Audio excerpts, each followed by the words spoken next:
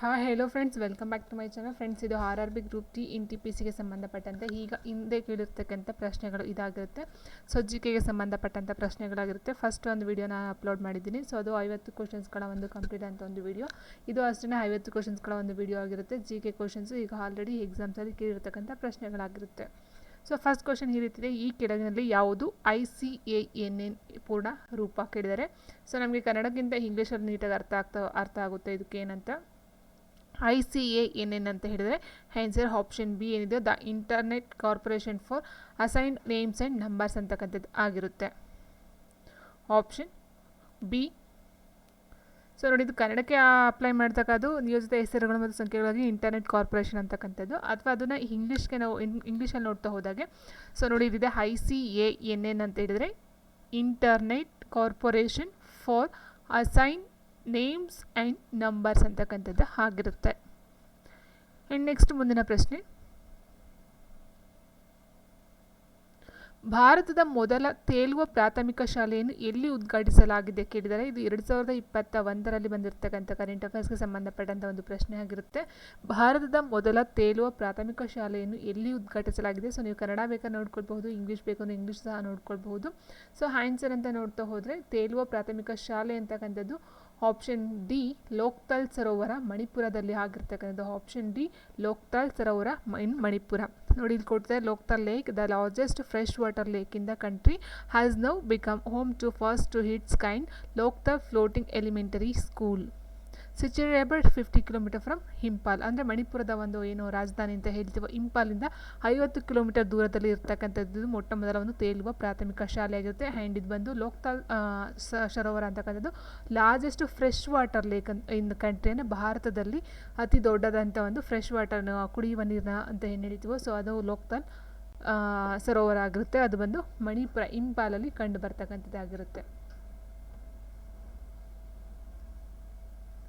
ಇನ್ನು ಮುಂದಿನ ಪ್ರಶ್ನೆ: ಇದು 2021ರಲ್ಲಿ ಬಂದಿರತಕ್ಕಂಥ ಪ್ರಶ್ನೆ. ಡೆನ್ಮಾರ್ಕ್ ಸಂಸತ್ತಿನ ಹೆಸರೇನು. ಸೊ ಇಲ್ಲಿ ಕೇಳಿದ್ದಾರೆ ಡೆನ್ಮಾರ್ಕ್ ಸಂಸತ್ತಿನ ಹೆಸರು. ಡೆನ್ಮಾರ್ಕ್ ಜೊತೆಗೆ ತುಂಬ ಒಂದು ಇದನ್ನು ಸಹ ಕೇಳ್ತಾ ಹೋಗ್ತಾರೆ ಎಕ್ಸಾಮ್ಸ್ಗೆ, RRBಗೆ ನೀವು ನೋಡ್ತಾ ಹೋಗಬೇಕಾಗುತ್ತೆ. ಅದ್ರ ಜೊತೆಗೆ ಇರ್ತಕ್ಕಂಥ ಇತರ ಕಂಟ್ರಿಗಳ ಒಂದು ಸಂಸತ್ತನ್ನು ಸಹ ನೋಡ್ಕೊಳ್ತಾ ಹೋಗಬೇಕಾಗುತ್ತೆ. ಸೊ ಸಂಸತ್ತು, sporting gate, the national diet, ಫೋಲ್ಕೇಟಿಂಗ್ ಅಂತ ಹೇಳಿದರೆ. ಡೆನ್ಮಾರ್ಕ್ ಒಂದು ಸಂಸತ್ತಿನ ಪಾರ್ಲಿಮೆಂಟ್ನ ಹೆಸರು ಏನಂತ ಹೇಳಿದರೆ ಆನ್ಸರು ಆಪ್ಷನ್ ಡಿ, ಫೋಲ್ಕೇಟಿಂಗ್. ಸೊ ನೋಡಿ ಇಲ್ಲಿದೆ ಬೇಕಂತ ಹೇಳಿದ್ರೆ ನೋಡಿ, ಡೆನ್ಮಾರ್ಕ್ಗೆ ಸಂಬಂಧಪಟ್ಟಂತೆ ಪೋಲ್ಕೆಟಿಂಗ್ ಅಂತ ಹೇಳ್ತೀವಿ. ಇಂಡಿಯಾ, ಬ್ರಿಟನ್, ಕೆನಡಾ, ಸೌತ್ ಆಫ್ರಿಕಾದಲ್ಲಿ ಎಲ್ಲ ನಾವು ಪಾರ್ಲಿಮೆಂಟ್ ಅಥವಾ ಸಂಸತ್ತು ಅಂತಲೇ ಹೇಳ್ತೀವಿ. ಆ್ಯಂಡ್ ನೆಕ್ಸ್ಟ್ ಬಂದು ನಾರ್ವೆಲ್ ಬಂದು ಸ್ಟಾರ್ಟಿಂಗ್ ಗೇಟ್ ಅಂತಕ್ಕಂಥದ್ದು ಆಗಿರುತ್ತೆ. ಆ್ಯಂಡ್ ಫೆಡರಲ್ ಪಾರ್ಲಿಮೆಂಟ್ ಬಂದು ಆಸ್ಟ್ರೇಲಿಯಾ. ದ ನ್ಯಾಷನಲ್ ಡಯೇಟ್ ಬಂದು ಜಪಾನಲ್ಲಿ ಕರೀತಕ್ಕಂಥದ್ದು ಆ ಒಂದು ಸಂಸತ್ತನ್ನು ನ್ಯಾಷನಲ್ ಡಯೇಟ್ ಅಂತ ಹೇಳ್ತಾರೆ. ಆ್ಯಂಡ್ ಅಮೆರಿಕ ಬಂದು ಕಾಂಗ್ರೆಸ್. ಆ್ಯಂಡ್ ನ್ಯಾಷನಲ್ ಅಸೆಂಬ್ಲಿ ಬಂದು ಪಾಕಿಸ್ತಾನ, ನ್ಯಾಷನಲ್ ಅಸೆಂಬ್ಲಿ ಇನ್ ಪಾಕಿಸ್ತಾನ್. ಇನ್ನು ನೆಕ್ಸ್ಟ್ ಮುಂದಿನ ಪ್ರಶ್ನೆ: ಮೇ 1998ರಲ್ಲಿ ಪೋಖ್ರಾನ್ನಲ್ಲಿ ಭಾರತ ಎಷ್ಟು ಪರಮಾಣು ಸ್ಫೋಟಗಳನ್ನು ನಡೆಸಿತು. ನೋಡಿ 2021ರ ಪ್ರಶ್ನೆ ಇದಾಗಿರುತ್ತೆ. 1998ರಲ್ಲಿ ನಡೆದಿರ್ತಕ್ಕಂಥ ಒಂದು ಘಟನೆ ಇದಾಗಿದೆ. ಸೊ ಪೋಖ್ರಾನ್ನಲ್ಲಿ ಈ ಒಂದು ಇಟ್ ಮೀನ್ಸ್ ಒಂದು ಏನಂತ ಹೇಳಿದ್ರೆ ಒಂದು ಅನ್ವೇಷಣೆಯನ್ನು ಕೈಗೊಳ್ತಕ್ಕಂಥದ್ದಾಗಿರುತ್ತೆ. ಸೊ ಆ ಅನ್ವೇಷಣೆ ಮಾಡಬೇಕಾದ್ರೆ ಎಷ್ಟು ಪರಮಾಣು ಸ್ಫೋಟಗಳನ್ನು ನಡೆಸುತ್ತೆ ಅಂತಕ್ಕಂಥದ್ದು ನೋಡಿ ಇಲ್ಲಿದೆ. ನೋಡಿ ಟೆಸ್ಟ್ ಮಾಡ್ತಕ್ಕಂಥದ್ದು ಹೆಸರು, ಟೆಸ್ಟ್ಗೆ ಸಂಬಂಧಪಟ್ಟಂತೆ ದ ಪೋಖ್ರಾನ್ ಟೆಸ್ಟ್ ಅಂತಕ್ಕಂಥದ್ದು var A series of 5 nuclear bomb test. 4 ನೋಡಿ ಇಲ್ಲಿ 5 nuclear bomb sets explosion conducted by India at the India army's Pokhran test range, Rajasthan. So ರಾಜಸ್ಥಾನದಲ್ಲಿ ಮಾಡ್ತಕ್ಕಂಥ ಒಟ್ಟು 5 ಪರಮಾಣು ಸ್ಫೋಟಗಳನ್ನು ಬಳಸ್ಕೊಂಡು ಅಥವಾ ಪರಮಾಣು ಇಟ್ ಮೀನ್ಸ್ ಬಾಂಬುಗಳನ್ನು ಬಳಸ್ಕೊಂಡು ನ್ಯೂಕ್ಲಿಯರ್ ಬಾಂಬ್ ಪರಮಾಣು ಸ್ಫೋಟ ಅಂತ ಹೇಳಿ ಮಾಡ್ತಕ್ಕಂಥ ಒಂದು ಟೆಸ್ಟ್ ಆಗಿರುತ್ತೆ. ಅಲ್ಲಿ ಒಟ್ಟು 5 ಬಾಂಬ್ಗಳನ್ನು ಬಳಸ್ಕೊಂಡು ಮಾಡ್ತಕ್ಕಂಥದ್ದು ಎಲ್ಲಿ ಅಂತೇಳಿದ್ರೆ ರಾಜಸ್ಥಾನದಲ್ಲಿ. ಅದು 1998 ಇರ್ತಕ್ಕಂಥದ್ದು. ನೋಡ್ತಾ ಹೋದರೆ 11 ಮೇ 1998 ಡೇಟನ್ನು ಸಹ ಕೊಟ್ಟಿದ್ದಾರೆ. ಸೊ ಇದರ ಒಂದು ಹೆಸರನ್ನು ಆಪರೇಷನ್ ಶಕ್ತಿ ಅಂತ ಹೇಳಿದ್ದಾರೆ. ಪೋಖ್ರಾನ್ ಏನು ಇದೆಯೋ ಅದಕ್ಕೆ ಒಂದು ಹೆಸರನ್ನು ಸಹ ಕೋಡನ್ನು ಕೊಟ್ಟಿದ್ದಾರೆ, ಆಪರೇಷನ್ ಶಕ್ತಿ ಅಂತಕ್ಕಂಥದ್ದು. ಇದು ಒಟ್ಟು 5 ಬಾಂಬುಗಳನ್ನು ಬಳಸ್ಕೊಂಡು ಒಂದು ಟೆಸ್ಟನ್ನು ಮಾಡ್ತಕ್ಕಂಥದ್ದು ಆಗಿರುತ್ತೆ. ನೆಕ್ಸ್ಟ್ ಮುಂದಿನ ಪ್ರಶ್ನೆ: NSCM ಸಂಸ್ಕೃತಿ ಸಚಿವಾಲಯದ ಅಡಿಯಲ್ಲಿ ಬರುವ ಸ್ವಾಯತ್ತ ಸಂಸ್ಥೆಯಾಗಿದೆ. NCSMನ ಪೂರ್ಣ ರೂಪವೇನು? ಸೊ ಆಲ್ರೆಡಿ ಹೇಳಿದಾಗೆ ಅದು ಕನ್ನಡಗಿಂತ ಇಂಗ್ಲೀಷ್ ಬೇಗ ಅಟ್ಯಾಚ್ ಆಗ್ತಕ್ಕಂಥದ್ದಿದೆ. ಸೊ ಇದು 2021ರಲ್ಲಿ ಬಂದಿರತಕ್ಕಂಥ ಪ್ರಶ್ನೆ ಆಗಿರುತ್ತೆ. NCSM ಅಂತಕ್ಕಂಥದ್ದು ಏನಕ್ಕೆ ಸಂಬಂಧಪಟ್ಟಂತ ಅಂತ ಹೇಳಿದ್ರೆ ಇದೊಂದು ಆಪ್ಷನ್ ಬಿ ವಿಜ್ಞಾನ, ಸೈನ್ಸ್ಗೆ ಸಂಬಂಧಪಟ್ಟಂಥದ್ದು. ನ್ಯಾಷನಲ್ ಮ್ಯೂಸಿಯಂ, ನ್ಯಾಷನಲ್ SC ಅಲ್ವಾ, national council of science museums ಅಂತಕ್ಕಂಥದ್ದು ಆಗಿರುತ್ತೆ ನೋಡಿ. National council of science museums. So ವಿಜ್ಞಾನ ವಸ್ತು ಸಂಗ್ರಹಾಲಯ ರಾಷ್ಟ್ರೀಯ ಮಂಡಳಿ, ಇಟ್ ಮೀನ್ಸ್ ರಾಷ್ಟ್ರೀಯ ಮಂಡಳಿ ವಿಜ್ಞಾನ ವಸ್ತು ಸಂಗ್ರಹಾಲಯ ಅಂತನಾದರೂ ಹೇಳಬಹುದಾಗಿರುತ್ತೆ. ಇನ್ನು ಇದಕ್ಕೆ ಸಂಬಂಧಪಟ್ಟ ನಾವು ನೋಡ್ತಾ ಹೋದರೆ ಇದು ಭಾರತ ಸರ್ಕಾರದ ಸಂಸ್ಕೃತಿ ಸಚಿವಾಲಯದ ಅಡಿಯಲ್ಲಿ ಸ್ವ ಆಡಳಿತ ಸಂಸ್ಥೆಯಾಗಿ ರಚನೆಯಾಗಿರ್ತಕ್ಕಂಥದ್ದು. ಇದನ್ನು ಏಪ್ರಿಲ್ 4, 1978ರಲ್ಲಿ ರಚನೆಯನ್ನು ಮಾಡಿರ್ತಕ್ಕಂಥದ್ದಾಗಿರುತ್ತೆ. ಇದರ ಪ್ರಧಾನ ಕಚೇರಿ ಬಂದು ಕೋಲ್ಕತ್ತಾದಲ್ಲಿದೆ. ಆ್ಯಂಡ್ ಇದರ ಪ್ರಮುಖ ಉದ್ದೇಶ ಅಂತ ಹೇಳಿದ್ರೆ ವಿಜ್ಞಾನದ ಅನೌಪಚಾರಿಕ ಸಂವಹನ ಅಂತಕ್ಕಂಥದ್ದು ಇದರ ಒಂದು ಪ್ರಮುಖ ಉದ್ದೇಶ ಆಗಿರುತ್ತೆ. ಸೊ ಇಷ್ಟೆಲ್ಲ ಇನ್ಫಾರ್ಮೇಷನ್ ಇದೆ ನೋಡ್ತಾ ಹೋಗ್ಬೋದು. ಮೇಯ್ನಾಗಿ ಅಂತ ನೋಡ್ತಾ ಹೋದರೆ ಇದೊಂದು ಸಂಸ್ಕೃತಿ ಸಚಿವಾಲಯದ ಅಡಿಯಲ್ಲಿ ಬಂದಿರತಕ್ಕಂಥ ಒಂದು ಸಂಸ್ಥೆ ಆಗಿರುತ್ತೆ. ಏಪ್ರಿಲ್ 4, 1978ರಲ್ಲಿ ರಚನೆ ಆಗಿರುತ್ತೆ. ಇದರ ಪ್ರಧಾನ ಕಚೇರಿ ಕೋಲ್ಕತ್ತಾದಲ್ಲಿ ಇದೆ. ಇದರ ಮುಖ್ಯ ಉದ್ದೇಶ ವಿಜ್ಞಾನದ ಅನೌಪಚಾರಿಕ ಸಂವಹನ ಅಂತಕ್ಕಂಥ ಇದರ ಉದ್ದೇಶ ಆಗಿರುತ್ತೆ. ಆ್ಯಂಡ್ ಮುಂದಿನ ಪ್ರಶ್ನೆ ನೋಡ್ತಾ ಹೋಗೋಣ. VVPATನ ಪೂರ್ಣ ರೂಪವನ್ನು ಕೇಳಿದ್ದಾರೆ. ಸೊ VVPAT ಎಂಬುದು ಭಾರತೀಯ ಚುನಾವಣೆಗಳಲ್ಲಿ ನಾಗರಿಕರ ಮತವನ್ನು ಸರಿಯಾಗಿ ಇರಿಸಲಾಗಿದೆ ಎಂದು ಇಟ್ ಮೀನ್ಸ್ ಖಾತ್ರಿಪಡಿಸ್ಕೊಳ್ಳೋದಕ್ಕೋಸ್ಕರ ಈ ಒಂದು ಯಂತ್ರವನ್ನು ಬಳಸ್ತಾರಂತೆ. ಆದರೆ VVPATನ ಒಂದು ಪೂರ್ಣ ರೂಪ ಏನು? ಫುಲ್ ಫಾರ್ಮ್ ಆಫ್ VVPAT ಅಂತ ಇದೆಲ್ಲ ಓಟಿಗೆ ಸಂಬಂಧಪಟ್ಟಂಥದ್ದು. ಸೊ ಇದರ ಅರ್ಥ ನೋಡ್ತಾ ಹೋದರೆ ಅದರ ಒಂದು ಅಬ್ರಿವೇಷನ್ ನೋಡ್ತಾ ಹೋದರೆ VVPAT ಅಂತ ಹೇಳಿದರೆ voter variable paper audit trail ಅಂತಕ್ಕಂಥದ್ದು ಆಗಿರುತ್ತೆ. ಅಂದರೆ ಕಾಗದ ಆಡಿಟ್ ಟ್ರಯಲ್, ಮತದಾರರು ಪರಿಶೀಲಿಸಬಹುದಾದ ಕಾಗದ audit trail, it means paper audit trail ಅಂತಕ್ಕಂಥದ್ದು. ಸೊ ನೋಡ್ತಾ ಹೋಗಿ ಟ್ಯಾಲಿ ಬರೋದಿಲ್ಲ, ಟ್ರಯಲ್ ಅಂತಕ್ಕಂಥದ್ದಾಗಿರುತ್ತೆ. Option D voter verifiable paper audit trail. ಇದು ಮತದಾರ ತಮ್ಮ ಮತವನ್ನು ಸರಿಯಾಗಿ ಚಲಾಯಿಸಲಾಗಿದೆಯೇ ಅಥವಾ ಇಲ್ಲವೇ ಎಂಬುದನ್ನು ಪರಿಶೀಲಿಸೋಕ್ಕೋಸ್ಕರ ಈ ಒಂದು ಯಂತ್ರವನ್ನು ಜಾರಿಗೆ ತಂದಿರತಕ್ಕಂಥದ್ದಾಗಿರುತ್ತೆ. ಇದನ್ನು ಮೊಟ್ಟ ಮೊದಲ ಬಾರಿಗೆ 2013ರಲ್ಲಿ ನಾಗಾಲ್ಯಾಂಡ್ ಚುನಾವಣಾ ಅಸೆಂಬ್ಲಿಯಲ್ಲಿ ಬಳಸ್ತಕ್ಕಂಥದ್ದಾಗಿರುತ್ತೆ. Very important. 2013 ನಾಗಾಲ್ಯಾಂಡ್.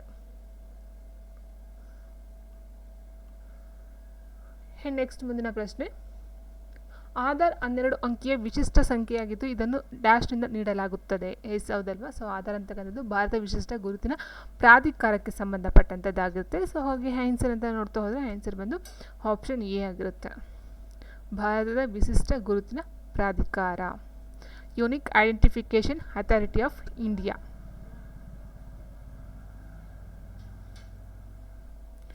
ನೆಕ್ಸ್ಟ್ ಮುಂದಿನ ಪ್ರಶ್ನೆ. ಕೃಷಿ ನೀತಿಗಳು ಮತ್ತು ಕಾರ್ಯಕ್ರಮಗಳಿಗೆ ಸಂಬಂಧಿಸಿದ ಸಮಿತಿ ಯಾವುದು? Which committee was related to the policies and program for agriculture. So ಇಲ್ಲಿ ಬಂದು ಭಾನು ಪ್ರತಾಪ್ ಸಿಂಗ್ ಸಮಿತಿ ಕೊಟ್ಟಿದ್ದಾರೆ, ಚರಣ್ ಸಿಂಗ್ ಸಮಿತಿ ಕೊಟ್ಟಿದ್ದಾರೆ, ಯಶ್ಪಾಲ್ ಸಮಿತಿ ಕೊಟ್ಟಿದ್ದಾರೆ, ರಾಮಮೂರ್ತಿ ಸಮಿತಿ ಕೊಟ್ಟಿದ್ದಾರೆ. ಕೃಷಿ ನೀತಿಗಳು ಮತ್ತು ಕಾರ್ಯಕ್ರಮಗಳಿಗೆ ಸಂಬಂಧಿಸಿದ ಸಮಿತಿ ಯಾವುದಕ್ಕೆ ಸಂಬಂಧಪಟ್ಟದಂತ ಹೇಳಿದರೆ ಸೊ ಆನ್ಸರ್ ಆಪ್ಷನ್ ಎ ಭಾನು ಪ್ರತಾಪ್ ಸಿಂಗ್ ಸಮಿತಿ. ಇದನ್ನು 1991ರಲ್ಲಿ ರಚನೆಯನ್ನು ಮಾಡ್ತಕ್ಕಂಥದ್ದು ಆಗಿರುತ್ತೆ ಈ ಒಂದು ಸಮಿತಿಯನ್ನು. ನೆಕ್ಸ್ಟ್ ಕ್ವಶನ್ ವೆರಿ ಇಂಪಾರ್ಟೆಂಟ್ ಇದೆ. ಮೇಕ್ ಇನ್ ಇಂಡಿಯಾ ಚಿಹ್ನೆಯು ಡ್ಯಾಶ್ನಿಂದ ಮಾಡಲ್ಪಟ್ಟ ಸಿಂಹವಾಗಿದೆ. ಸೊ ಅಲ್ಲಿ ಮೇಕ್ ಇನ್ ಇಂಡಿಯಾ ಬರ್ತಕ್ಕಂಥದ್ದು ಸಿಂಹದ ಒಂದು ಲೋಗೋ ಬರುತ್ತೆ. ಆದರೆ ಆ ಒಂದು ಲೋಗೋ ಸಿಂಹದ ಲೋಗೋಯಿಂದ ಅದನ್ನು ಯಾವುದರಿಂದ ಮಾಡಲ್ಪಟ್ಟಿದೆ ಅಂತ ಕೇಳಿದರೆ ಸೊ ಆನ್ಸರು ಆಪ್ಷನ್ ಸಿ ಇದೆಯಲ್ಲ, ಕಾಕ್ಸ್ ಅಂತ ಹೇಳ್ತೀವಿ, ಹಲ್ಲಿನ ಗಾಲಿಗಳು. ಸೊ ಇದರಿಂದ ಮಾಡಲ್ಪಟ್ಟಂಥ ಒಂದು ಚಿಹ್ನೆ ಆಗಿರುತ್ತೆ. ಆಪ್ಷನ್ ಸಿ ಹಲ್ಲಿನ ಗಾಲಿಗಳು ಅಥವಾ ಕಾಕ್ಸ್. ಸೊ ನೋಡಿ, ಮೇಕ್ ಇನ್ ಇಂಡಿಯಾದ ಲೋಗೋ ಸಿಂಹದ ಸಿಲೋಯೆಟ್ ಆಗಿದ್ದು ಸಂಪೂರ್ಣವಾಗಿ ಹಲ್ಲಿನ ಗಾಲಿಗಳಿಂದ ಮಾಡಲ್ಪಟ್ಟಿದೆ. ಸೊ ಕೇಳ್ತಾರೆ, ಸಿಲೋಯೆಟು ಸಹ ಕೇಳಬಹುದು ಆಪ್ಷನಲ್ಲಿ.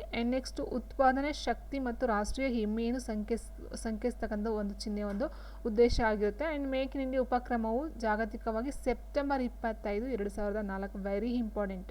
ಸೆಪ್ಟೆಂಬರ್ 25, 2014ರಂದು ಭಾರತ ಉತ್ಪಾದನೆ ನವೀಕೃತ ಗಮನದ ವಿಭಾಗವಾಗಿ ಪ್ರಾರಂಭಿಸಲ್ಪಟ್ಟಿತು. ಇಲ್ಲೇನು ನೋಡಬಹುದು ಅಂತ ಹೇಳಿದ್ರೆ ಯಾವುದರಿಂದ ಮಾಡಲ್ಪಟ್ಟಿದೆ ಅಂತಕ್ಕಂಥದ್ದು ಒಂದು, ಯಾವಾಗ ಸ್ಥಾಪನೆ ಮಾಡೋದು ಅಂತಕ್ಕಂಥದ್ದೊಂದು, ಮತ್ತು ಇದರ ಒಂದು ಉದ್ದೇಶ ಅಥವಾ ಏನಕ್ಕೋಸ್ಕರ ಉತ್ಪಾದನೆ ಶಕ್ತಿ ಮತ್ತು ರಾಷ್ಟ್ರೀಯ ಹೆಮ್ಮೆಯನ್ನು ಸಂಕೇತಿಸ್ತಕ್ಕಂಥ ಇದರ ಏನು ಸಂಕೇತ ಕೇಳಬಹುದಾಗಿರುತ್ತೆ. ನೆಕ್ಸ್ಟ್ ಮುಂದಿನ ಪ್ರಶ್ನೆ. ಮನೆಯ ಮುಂದೆ ನೆಲವನ್ನು ಅಲಂಕರಿಸಲು ಯಾವ ರೀತಿಯ ಕಲೆಯನ್ನು ಬಳಸಲಾಗುತ್ತದೆ? So what form of art is use to decorate the floor in front of the house? So ನೋಡಿ ಇಲ್ಲಿ ಕೊಟ್ಟಿದ್ದಾರೆ, ಮನೆ ಮುಂದೆ ನೆಲವನ್ನು ಅಲಂಕರಿಸ ನಾವೇನು ಮಾಡ್ತೀವಿ, ರಂಗೋಲಿಯನ್ನು ಬಿಡ್ತೀವಿ, ಹೌದಾ, ರಂಗೋಲಿ. ಆದರೆ ಮಧುಬನಿ, ಕೋಲಂ, ವರ್ಲಿ, ಮೆಹಂದಿ ಅಂತ ಕೊಟ್ಟಿದ್ದಾರೆ. ಸೊ ಮೆಹಂದಿ ಬರಲ್ಲ, ಯಾಕಂದರೆ ಮೆಹಂದಿ ಬರ್ತಕ್ಕಂಥದ್ದು ಇಲ್ಲಿ ಕೈಗೆ ಹಾಕೊಳ್ತಕ್ಕಂಥದ್ದು, ಹೌದಾ, ಸೊ ಹಾಗೆ ಬರೋದಿಲ್ಲ. ಇನ್ನು ಇಲ್ಲಿ ಕೊಟ್ಟಿರ್ತಕ್ಕಂಥದ್ರಲ್ಲಿ ಕೋಲಂ ಅಂತ ಏನಿದೆಯೋ ನೋಡಿ, ಇಲ್ಲಿ ಕೋಲಂ ಅಂತ ಕೊಟ್ಟಿದ್ದಾರಲ್ಲ, ಸೊ ಇದು ತಮಿಳ್ನಾಡಲ್ಲಿ ಬಳಸ್ತಕ್ಕಂಥದ್ದಂತೆ. ಸೊ ನೋಡಿ, ಮೊಗ್ಗು ಎಂದು ಕರೆಯಲ್ಪಡುವ ಕೋಲಂ ಸಾಂಪ್ರದಾಯಿಕ ಅಲಂಕಾರಿಕ ಕಲೆಯ ಒಂದು ರೂಪವಾಗಿದ್ದು, ಇದನ್ನು ಪ್ರಾಚೀನ ಸಂಪ್ರದಾಯಗಳ ಪ್ರಕಾರ ಅಕ್ಕಿ ಹಿಟ್ಟನ್ನು ಬಳಸ್ಕೊಂಡು ಇದನ್ನು ರಚನೆಯನ್ನು ಮಾಡ್ತಕ್ಕಂಥದ್ದು, ಚಿತ್ರೀಕರಣವನ್ನು ಮಾಡ್ತಕ್ಕಂಥದ್ದಾಗಿರುತ್ತೆ. ಇದರ ಮೂಲ ಬಂದು ತಮಿಳ್ನಾಡಿಗೆ ಸೇರಿರ್ತಕ್ಕಂಥದ್ದು. ಸೊ ಇದನ್ನು ಮಹಿಳಾ ಕುಟುಂಬ ಸದಸ್ಯರು ತಮ್ಮ ಮನೆಯ ಪ್ರವೇಶ ದ್ವಾರದ ಮುಂದೆ ವ್ಯಾಪಕವಾಗಿ ಅಭ್ಯಾಸವನ್ನು ಮಾಡುತ್ತಾರೆ. ಸೊ ಟೋಟಲ್ ಆಗಿ ನೋಡ್ತಾ ಹೋದರೆ ತಮಿಳ್ನಾಡಲ್ಲಿ ಈ ಒಂದು ಅಕ್ಕಿ ಹಿಟ್ಟನ್ನು ಬಳಸ್ಕೊಂಡು ಬಿಡ್ತಕ್ಕಂಥದ್ದು ಕೋಲಂ ಆಗಿರುತ್ತೆ.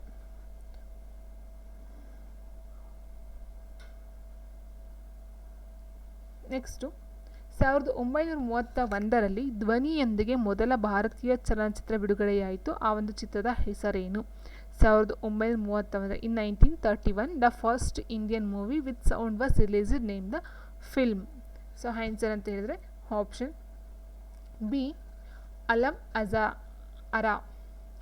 ನೋಡಿ, ಆಲಂ ಅರ ಅಂತಕ್ಕಂಥದ್ದು 1931 ನಿರ್ಮಾಣ ಆಗುತ್ತೆ. ಇದು ಮೊದಲ ಹಿಂದಿ ಭಾಷೆಯಲ್ಲಿ ಆಗಿರ್ತಕ್ಕಂಥದ್ದು ಮತ್ತು ಭಾರತೀಯ ಭಾಷಣ ಚಿತ್ರ ಅಂತೆ. ಆ್ಯಂಡ್ ಇದರ ಒಂದು ನಿರ್ದೇಶಕರು ಬಂದು ಹರ್ದೇಶೀರ್ ಇರಾನಿ ಅಂತಕ್ಕಂಥರಾಗಿರ್ತಾರೆ. ಇದರ ನಾಯಕರು ಅಂತ ಹೇಳಿದರೆ ಮಾಸ್ಟರ್ ವಿಠಲ್ ಮತ್ತು ನಾಯಕಿ ಜುಬೇದಾ. ಸೊ ಮಾಸ್ಟರ್ ವಿಠಲ್ ಮತ್ತು ಜುಬೇದಾ ಇವರು 1931 ಒಂದು ಫಿಲಮಲ್ಲಿ ಆ್ಯಕ್ಟ್ ಮಾಡ್ತಕ್ಕಂಥದ್ದಾಗಿರುತ್ತೆ. ಅದು ಆಲಂ ಅರ ಅಂತಕ್ಕಂಥದ್ದು. ಇದೊಂದು ಹಿಂದಿ ಚಿತ್ರ. So answer option B. ಮತ್ತೊಂದು ಪ್ರಶ್ನೆ ಕೊಟ್ಟಿದ್ದಾರೆ 2021ರಲ್ಲಿ. ನೋಡಿ, ಆಲ್ರೆಡಿ ನೋಡಿದಾಗ ಡೆನ್ಮಾರ್ಕ್ ಕೊಟ್ಟಿದ್ರು, ಈಗ ಜಪಾನ್ ಕೊಟ್ಟಿದ್ದಾರೆ. ಜಪಾನ್ ಸಂಸತ್ತನ್ನು ಏನೆಂದು ಕರೆಯಲಾಗುತ್ತದೆ? Sporting is the national diet ಸಂಸತ್ತು. ಆ್ಯಂಡ್ ನೆಕ್ಸ್ಟು ಪೋಲ್ ಕೆಟಿಂಗ್ ಅಂತ ಕೊಟ್ಟಿದ್ದಾರೆ. ಜಪಾನ್ಗೆ ಸಂಬಂಧಪಟ್ಟಂತೆ ಅದರಲ್ಲಿ ಇರ್ತಕ್ಕಂಥದ್ದು option B the national diet ಅಂತಕ್ಕಂಥದ್ದು ಆಗಿರುತ್ತೆ. Japan the national diet.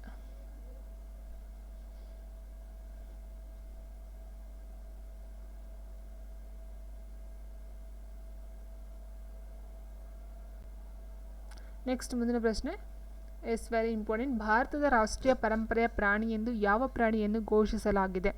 Which animal has been declared as the national heritage animal of India? So answer ಅಂತ ಹೇಳಿದ್ರೆ ಆಪ್ಷನ್ ಬಿ ಆನೆ ಆಗಿರುತ್ತೆ. ನೋಡಿ, ಇದು ಅಕ್ಟೋಬರ್ 2010ರಲ್ಲಿ ಈ ಒಂದು ಭಾರತ ಸರ್ಕಾರವು ಆನೆಯನ್ನು ಭಾರತದ ರಾಷ್ಟ್ರೀಯ ಪರಂಪರೆಯ ಪ್ರಾಣಿ ಅಂತ ಘೋಷಣೆಯನ್ನು ಮಾಡುತ್ತೆ. ಇನ್ನು ರಾಷ್ಟ್ರೀಯ ಪ್ರಾಣಿನೇ ಬೇರೆ ಬರುತ್ತೆ, ಹುಲಿ. ಸೊ ಅದರ ಜೊತೆಗೆ ಇದು ಪರಂಪರೆಯ ಪ್ರಾಣಿ, ರಾಷ್ಟ್ರೀಯ ಪರಂಪರೆಯ ಪ್ರಾಣಿಯಾಗಿರುತ್ತೆ. ಆ್ಯಂಡ್ ನೆಕ್ಸ್ಟ್ ಜಾಸ್ತಿ ಎಲ್ಲಿ ಕಂಡು ಬರುತ್ತೆ? ಸವನ ಹುಲ್ಲುಗಾವಲಲ್ಲಿ ಕಂಡು ಬರ್ತಕ್ಕಂಥದ್ದಾಗಿರುತ್ತೆ. ಆ್ಯಂಡ್ ನೆಕ್ಸ್ಟು ದೇಶದಲ್ಲಿ ಆನೆಗಳ ಸಂಖ್ಯೆಯ ಕಡಿತವನ್ನು ಗಮನದಲ್ಲಿಟ್ಕೊಂಡು ಈ ಒಂದು ಯೋಜನೆಯನ್ನು ಜಾರಿಗೆ ತಂದಿರತಕ್ಕಂಥದ್ದು. ಆನೆ ಯೋಜನೆಯನ್ನು 1992ರಲ್ಲಿ ಭಾರತ ಸರ್ಕಾರದ ಪರಿಸರ ಮತ್ತು ಅರಣ್ಯ ಸಚಿವಾಲಯದ ಅಡಿಯಲ್ಲಿ ಜಾರಿಗೆ ತರ್ತಾರೆ. ಅಂದರೆ ಆನೆ ಯೋಜನೆ 1992ರಲ್ಲಿ ಬರುತ್ತೆ. ಇದು ಆನೆ ಯೋಜನೆ. ಆದರೆ ರಾಷ್ಟ್ರೀಯ ಪರಂಪರೆಯ ಪ್ರಾಣಿ ಅಂತ ಘೋಷಣೆ ಮಾಡೋದು 2010ರಲ್ಲಾಗಿರುತ್ತೆ. ನೆಕ್ಸ್ಟು ಬ್ರೈಲ್ ವ್ಯವಸ್ಥೆ ಈ ಕೆಳಗಿನ ಯಾವುದನ್ನು ಆಧರಿಸಿದೆ ಅಂತ ಕೇಳಿದರೆ, ಸಂಖ್ಯೆಗಳ ಮೇಲೆ, ಚುಕ್ಕೆಗಳ ಮೇಲೆ, ಪದಗಳ ಮೇಲೆ, ಅಕ್ಷರಗಳ ಮೇಲೆ. ಸೊ ಬ್ರೈಲ್ ಅಂತಕ್ಕಂಥದ್ದು ಯಾರು ಕಣ್ಣು ಕಾಣಲ್ಲ, ಕುರುಡರು, ಸೊ ಅಂಥವ್ರಿಗೆ ಮಾಡಿರ್ತಕ್ಕಂಥದ್ದಾಗಿರುತ್ತೆ. ಸೊ ಹಾಗೆ ಇಲ್ಲಿ ಚುಕ್ಕಿಗಳು, ನಾವು ಚುಕ್ಕಿ ಡಾಟ್ ಅನ್ನು ಎಕ್ಕಿ ನೋಡಿದ್ದೀವಿ.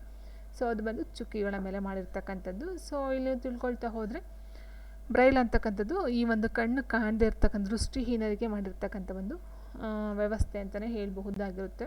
ಸೊ ಅಲ್ಲಿ ಚುಕ್ಕಿಗಳ ಸಹಾಯದಿಂದ ಬರೆಯಲಾಗುತ್ತೆ, ಹೌದಲ್ವಾ? ಸೊ ಆ್ಯಂಡ್ ನೆಕ್ಸ್ಟು ಇನ್ನೊಂದು ಪಾಯಿಂಟ್ ಅಂತ ಹೇಳಿದರೆ, ಇದನ್ನು 1824ರಲ್ಲಿ ಲೂಯಿಸ್ ಬ್ರೈಲ್ ಎಂಬ ಒಬ್ಬ ಫ್ರೆಂಚ್ ಅವರು ಈ ಒಂದು ಬ್ರೈಲ್ ಅಂತಕ್ಕಂಥ ಒಂದು ಏನು ವ್ಯವಸ್ಥೆ ಇದೆಯೋ ಅದನ್ನು ಜಾರಿಗೆ ತರ್ತಕ್ಕಂಥದ್ದು ಆಗಿರುತ್ತೆ. 1824ರಲ್ಲಿ ಲೂಯಿಸ್ ಬ್ರೈಲ್ ಅಂತಕ್ಕಂಥವ್ರು.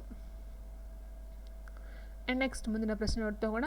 ಭಾರತದ ರಾಷ್ಟ್ರೀಯ ಕ್ಯಾಲೆಂಡರ್ ಡ್ಯಾಶ್ ಯುಗವನ್ನು ಆಧರಿಸಿದೆ? ಭಾರತದ ರಾಷ್ಟ್ರೀಯ ಕ್ಯಾಲೆಂಡರ್ ಡ್ಯಾಶ್ ಯುಗವನ್ನು ಆಧರಿಸಿದೆ? ಸೊ ಆನ್ಸರ್ ಅಂತ ಹೇಳಿದ್ರೆ ಆಪ್ಷನ್ 1 ಶಕ. ನೋಡಿ, ಭಾರತದ ರಾಷ್ಟ್ರೀಯ ಕ್ಯಾಲೆಂಡರ್ ಅಂತಕ್ಕಂಥದ್ದು ಈ ಒಂದು ಶಕ.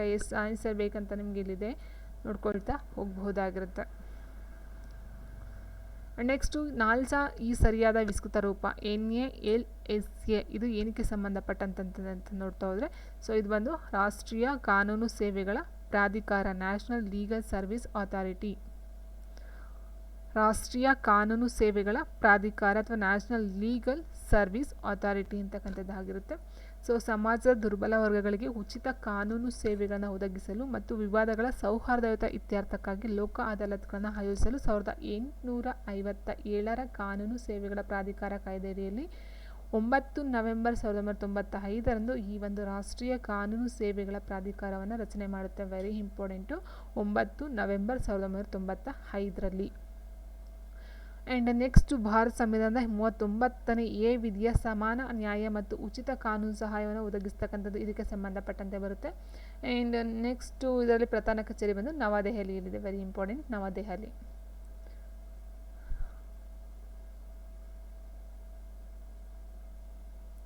ನೆಕ್ಸ್ಟು ಭಾರತದ ಪ್ರಧಾನಮಂತ್ರಿಗಳು ಪ್ರತಿ ವರ್ಷ ಸ್ವಾತಂತ್ರ್ಯ ದಿನದಂದು ಭಾರತ ಧ್ವಜವನ್ನು ಎಲ್ಲಿ ಹಾರಿಸುತ್ತಾರೆ? Where does the prime minister of India host the Indian flag every year on Independence Day? ಹೌದಲ್ವಾ? ಸೊ ಇದು ಗೊತ್ತಿರ್ತಕ್ಕಂಥದ್ದು ಕೆಂಪು ಕೋಟೆ ಮೇಲೆ ಆಗ್ತಕ್ಕಂಥದ್ದಾಗಿರುತ್ತೆ. ಸೊ ಆನ್ಸರ್ ಆಪ್ಷನ್ ಸಿ, ಕೆಂಪು ಕೋಟೆ, ರೆಡ್ ಪೋರ್ಟ್ ಅಂತ ಹೇಳ್ತೀವಿ.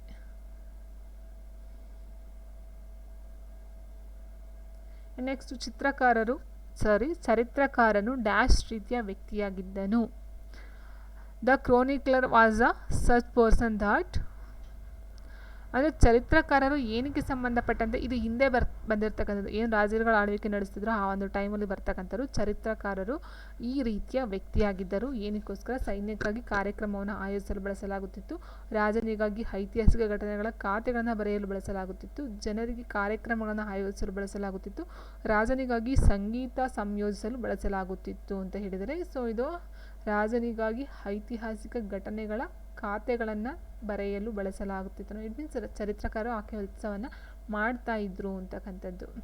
ಸೊ ಇನ್ನು ಬೆಸ್ಟ್ ಎಕ್ಸಾಂಪಲ್ ಕೊಟ್ಟಿದ್ದಾರೆ ನೋಡಿ ಇಲ್ಲಿ, ಅಮೀರ್ ಖುಸ್ರೋ ಮತ್ತು ಜಿಯಾವುದ್ದೀನ್ ಬರಾನಿ 14ನೇ ಶತಮಾನದ ಪ್ರಸಿದ್ಧ ಚರಿತ್ರಕಾರರಾಗಿದ್ದಾರೆ.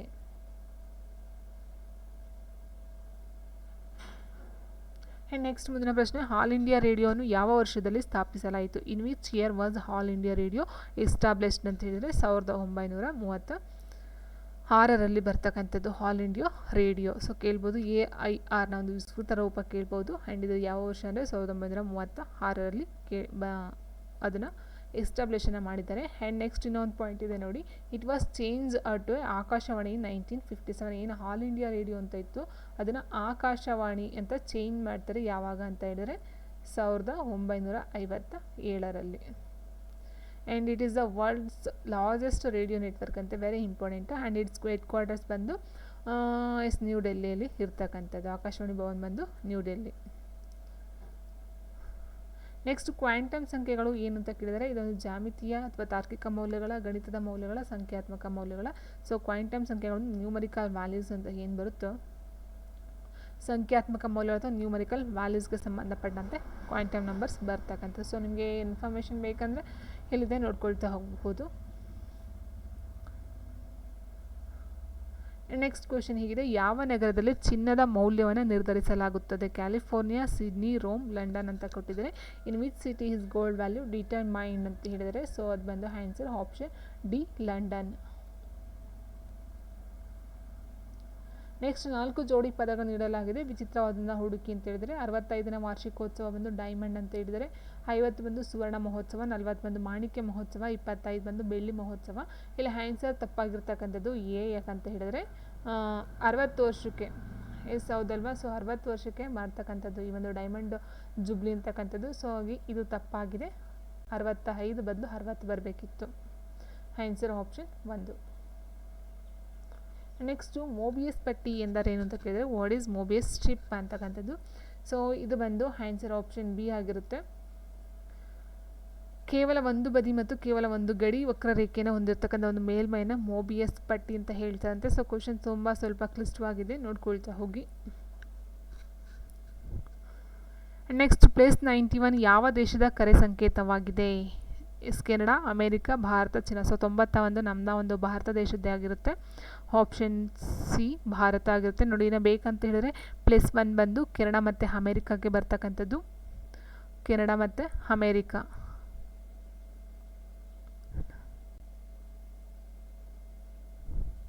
ಆ್ಯಂಡ್ ನೆಕ್ಸ್ಟ್ 86 ಪ್ಲೇಸ್ 86 ಬಂದು ಚೀನಾ. ಆ್ಯಂಡ್ ನೆಕ್ಸ್ಟ್ 44 ಬಂದು ಯುನೈಟೆಡ್ ಕಿಂಗ್ಡಮ್ UK ಬರ್ತಕ್ಕಂಥದ್ದು.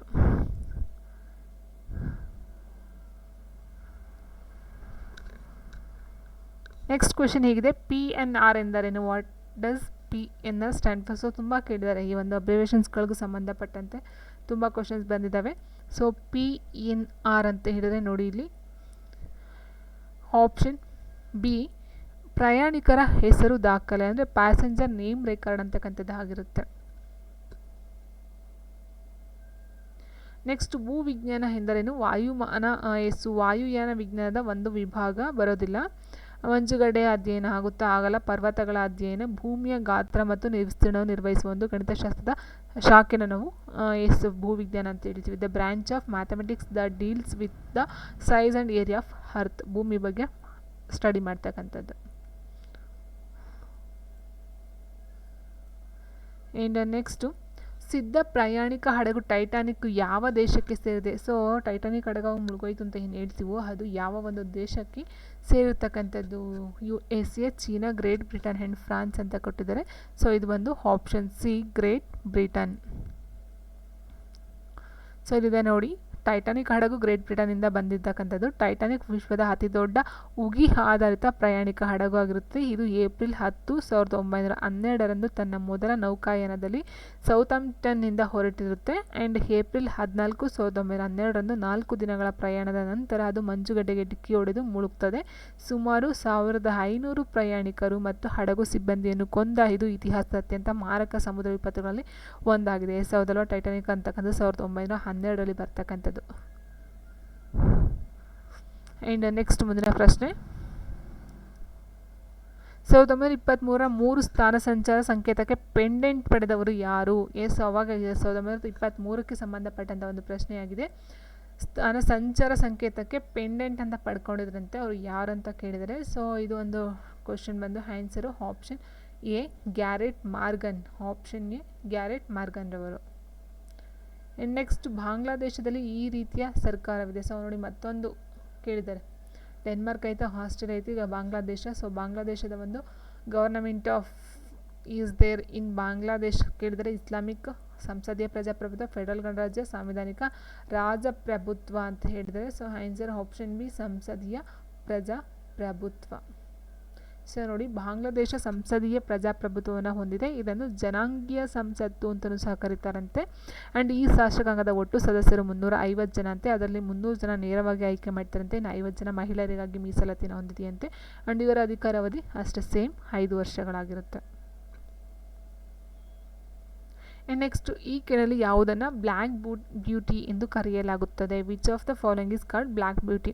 ಸೊ ಬ್ಲ್ಯಾಕ್ ಬ್ಯೂಟಿ ಅಂದರೆ ಈ ಒಂದು ಮಂಗಳ ಗ್ರಹದಲ್ಲಿ ತಂದಂಥ ಒಂದು ಕಲ್ಲಿದ್ದಲಿನ ಬಣ್ಣ ಏನಿದೋ, ಸೊ ಕಲ್ಲಿದ್ದಲು ಅಂತ ಏನು ಹೇಳ್ತೀವಿ ಅದರ ಒಂದು ಬಣ್ಣ ಕಪ್ಪು. ಸೊ ಹಾಗಾಗಿ ಅದು ಇಟ್ ಮೀನ್ಸ್ ಟೋಟಲಾಗಿ ಹೇಳ್ತಾ ಹೋದರೆ ಈ ಮಂಗಳದಲ್ಲಿರ್ತಕ್ಕಂಥ ಕಲ್ಲಿದ್ದಲನ್ನು ಅದು ಬ್ಲ್ಯಾಕ್ ಬ್ಯೂಟಿ ಅಂತ ವರ್ಣನೆಯನ್ನು ಮಾಡ್ತಾರೆ. ಸೊ ಆ ಒಂದು ಕ್ವಶನ್ ಸಹ ಕೇಳಿದ್ದಾರೆ, 2016ರಲ್ಲಿ ಕೇಳಿರ್ತಕ್ಕಂಥ ಪ್ರಶ್ನೆ ಇದು. ಆ್ಯಂಡ್ ನೆಕ್ಸ್ಟ್ ಕ್ವಶನ್,